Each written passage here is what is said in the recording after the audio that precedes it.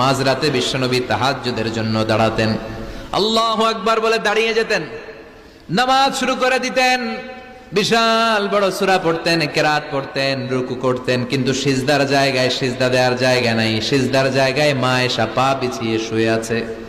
বুখারীর বর্ণনা, বিশ্বনবী সিজদায় যে হাত দিয়ে মা আয়েশার পায়ের মধ্যে চিমটি কাটতেন, মা আয়েশা বুঝতে পারতেন বিশ্বনবী এখন সিজদায় যাবে। সুবহানাল্লাহ পড়েন। মা আয়েশা বুঝতে পেরে পা দুইটা সরিয়ে নিতেন, বিশ্বনবী সেজদা দিতেন। সেজদা দিয়ে বিশ্বনবী যখন আবার দাঁড়িয়ে যেতেন, মা আয়েশা পা বিছিয়ে আবার শুয়ে পড়তেন। কি ইবাদত ছিল বিশ্বনবীর! হাত্তা তাতাওয়াররামু খাদামা। মা আয়েশা বলতেন বিশ্বনবী দাঁড়িয়ে থাকতে থাকতে এত সময় ধরে তাহাজ্জুদের সালাত পড়তেন, ওনার পা গুলো ফুলে এরকম টিউমারের মতো মোটা হয়ে যেত। সুবহানাল্লাহ পড়বেন না? দাঁড়িয়ে থাকতে থাকতে বিশ্বনবীর পা গুলো